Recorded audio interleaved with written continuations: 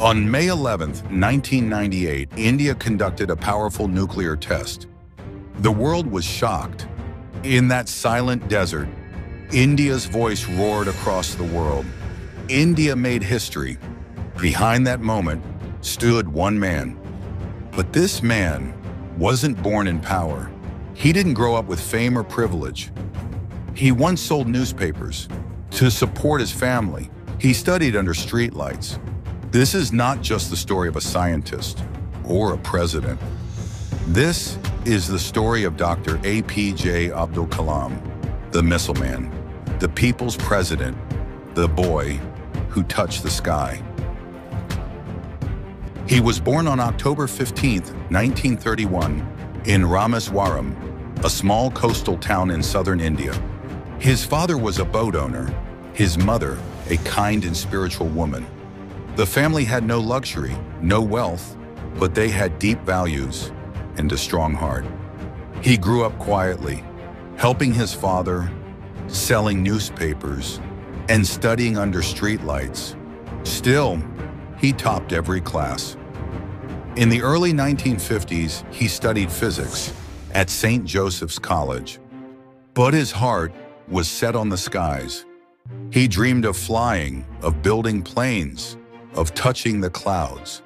In 1955, he got admission to Madras Institute of Technology, MIT, to study aeronautical engineering. But the fees were far beyond what his family could afford. So his sister quietly sold her gold bangles to keep his dream alive. He never forgot that. At MIT, his final project failed.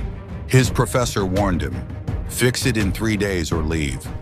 Kalam didn't sleep. He worked without rest. On the third day, the professor simply said, "You've done it, Kalam." He didn't run from failure. He built strength through it.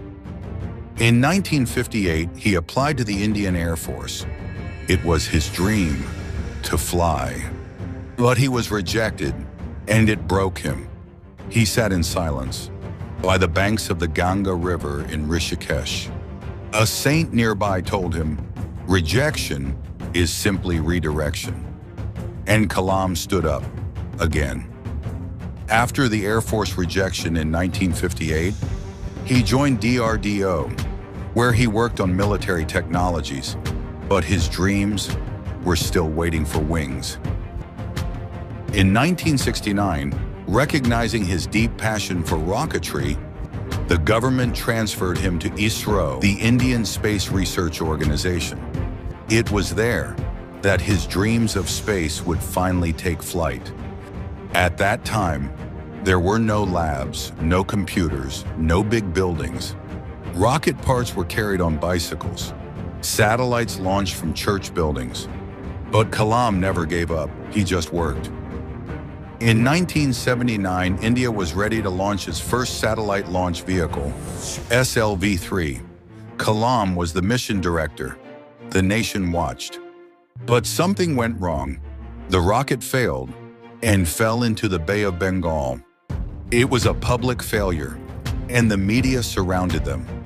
But that day, Dr. Satish Dhawan, the chairman of ISRO, stepped forward and said, "We failed, but I trust my team. We will succeed next time." He didn't blame Kalam, he protected him.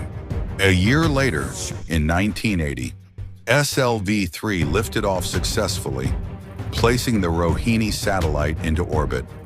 It was a milestone in India's space journey. A dream finally touched the sky. And this time, Dr. Dhawan stepped back and asked Kalam to face the press. That moment taught Kalam the true meaning of leadership. In the 1980s and 90s, he worked on India's defense projects, Agni, Prithvi, Trishul, Akash. He gave India strength and confidence. Then in 1998, he led the Pokhran nuclear tests, a mission planned with care and complete silence. The work was done at night. Every step was kept secret because the world could not know until the moment of success.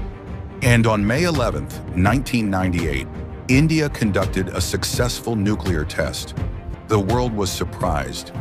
India had proven its strength, not with words, but with science and silence. But even then, Kalam stayed humble. He simply moved on to the next mission. After the Pokhran nuclear test in 1998, Kalam became a national hero. But instead of celebrating, he turned to the future. He became the principal scientific advisor to the government of India. But his real mission was not in offices. It was in classrooms. He traveled across the country, met thousands of students, and told them, "You are the future. You are the strength. Dream big." In 1999, he wrote India 2020, a powerful vision to make India a developed nation. He spoke not just of rockets and technology, but of values, of education, of building a nation from the ground up, because he believed that the true power of a nation lived in its young minds.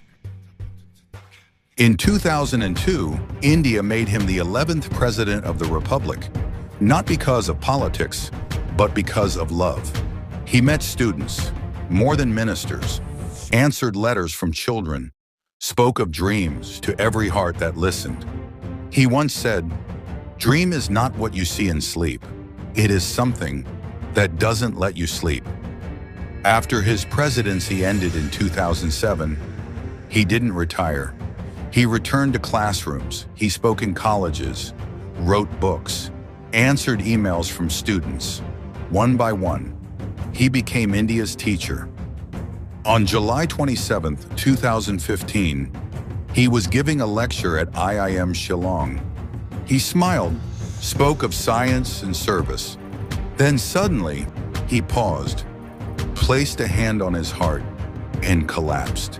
His last breath was spent teaching, even in death. He inspired. He had no wealth, no luxury. He never married. Only books and a heart full of dreams.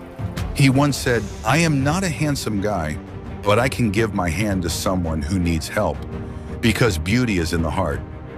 But when he left, the entire nation cried, because they didn't lose a scientist. They lost a teacher, a guide, a father. He was, and will forever remain, Dr. APJ Abdul Kalam, India's humble son, the people's president, the missile man.